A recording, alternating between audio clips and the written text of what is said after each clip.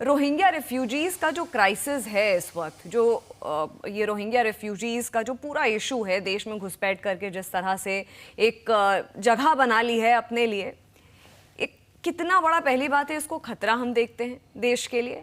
दूसरी बात कि कई ऐसी एंटी सोशल एक्टिविटीज़ में या इलीगल एक्टिविटीज़ में इनका हाथ रहता है। टाइम एंड अगेन ऐसे केसेस सामने आते हैं।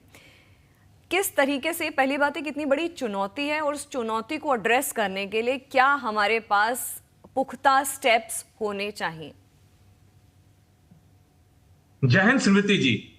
ये मेरा सौभाग्य कि मैं आपके चैनल पे हूं, विख्यात को पैनलिस्ट के साथ हूं। किसी भी देश के पास एक सीमित नेचुरल रिसोर्सेज होते हैं, जो कि उसका पहले कर्तव्य और दायित्व होता है कि वो अपने नागरिकों पे उनको लगाए और अपने नागरिकों को वो सहूलियत दे जो कि नागरिकों का हक है। जब किसी देश में दूसरे देश से रेफ्यूजीज आते हैं तो उस देश के ऊपर एक बहुत बड़ा भार पड़ता है, और हम देख रहे हैं कि ये चीज हमारे देश में हो रही है। जब ये रोहिंग्या रेफ्यूजी चाहे म्यांमार से आ रहे हो, चाहे बांग्लादेश से आ रहे हो, हमारे देश में आके हमारे जो नेचुरल रिसोर्सेज हैं वो ऑलरेडी कम है और उसके ऊपर एक बहुत बड़ा दबाव आ जाता है। और जब ये रेफ्यूजीज यहाँ आते हैं तो उन्हें नौकरियां आसानी से मिलती नहीं है, क्योंकि उनके पास कोई ऐसी वैलिडेशन कार्ड नहीं होता, आधार कार्ड नहीं होता, आइडेंटिटी कार्ड नहीं होता। तो उन्होंने वो अपना पेट भरने के लिए वो फिर क्राइम्स करते हैं, चोरी चकारी करते हैं, और इससे हमारा क्राइम रेट भी बढ़ता है।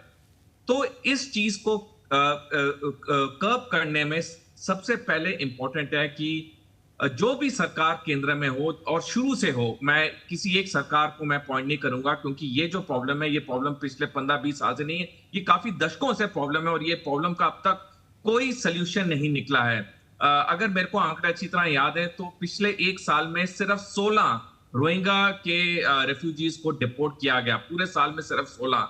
तो ये जो आंकड़े हैं ये दिखाते हैं हमारा जो प्रोसेस है वो बहुत स्लो है। तो इस चीज को रोकने के लिए स्मृति जी, सबसे पहले हमारे जो बॉर्डर फेंसिंग है उस पे, जो चाहे बीएसएफ हो चाहे दूसरे सिक्योरिटी फोर्सेज हो, उनको इंश्योर करना पड़ेगा कि कोई इन्फिल्ट्रेशन ना हो। क्योंकि चाहे हम बांग्लादेश के साथ बॉर्डर देखें, चाहे पाकिस्तान के साथ, कहीं पे भी हमारे जो ये लाइव बॉर्डर्स हैं वहां पे हमारी बहुत अच्छी फेंसिंग है, क्योंकि मैंने ऐसे इलाकों में पोस्टिंग की है। मैं आपके दर्शकों को बताना चाहूंगा कि वो फेंसिंग एक नॉर्मल फेंसिंग नहीं है, वो फेंसिंग इतनी भारी भरकम फेंसिंग है कि उसे एक आदमी आराम से पार नहीं कर सकता है जब तक उसकी कोई अंदर से मदद ना करे। तो हमारा अगर कोई नागरिक इन रेफ्यूजीज की मदद कर रहा है, इनके अंदर आने की, पैसे के लिए, किसी चीज के लिए भी, सबसे बड़ा जो हमारा देशद्रोही वो हमारा अपना नागरिक है। ये तो लोग हमारे देश में नहीं आएंगे, कहीं और जाएंगे, लेकिन वो वहीं जाएंगे जहां उन्हें आसानी से एंट्री मिलेगी। और हमारे कई ऐसे लोग हैं जो इन्हें एंट्री देते हैं और देश के साथ वो गद्दारी करते हैं, जिससे कि हमारे नेचुरल रिसोर्सेज पे एक बहुत बड़ा प्रभाव पड़ता है और हमारा क्राइम रेट भी बढ़ता है। दूसरी चीज जो बहुत जरूरी है कि हमें लेटेस्ट आधुनिक सर्वेलेंस टेक्निक्स लगानी होंगी इन फेंसिंग पे। आज की तारीख में हमारे जो फेंसिंग है उसके ऊपर फिजिकल पेट्रोलिंग ज्यादा होती है, कई जगह पे कैमरे हैं, लेकिन अब टाइम कैमरे से भी बहुत आगे निकल चुका है। अब हमें बहुत हाईटेक इक्विपमेंट का इस्तेमाल करना पड़ेगा ताकि से रियल लाइव मॉनिटरिंग होए, और किसी भी जगह पे जो घुसपैठियों की कोई ऐसी हरकत हो वहां पे तुरंत हमारी क्विक रिएक्शन टीम्स पहुंचे।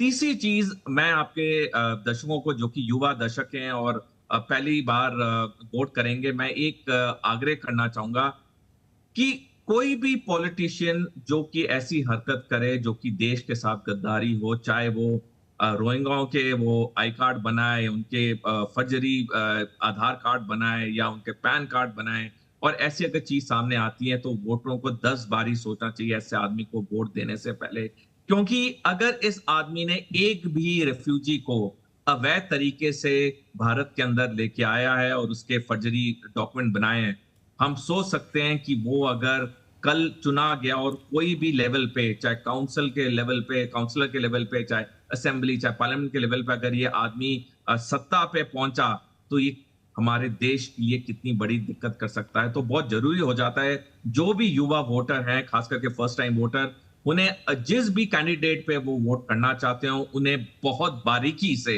उसकी स्टडी करनी चाहिए, उसके बारे में बैकग्राउंड चेक करना चाहिए। आजकल सब कुछ इंटरनेट पे है, सब कुछ पब्लिक डोमेन में। जी।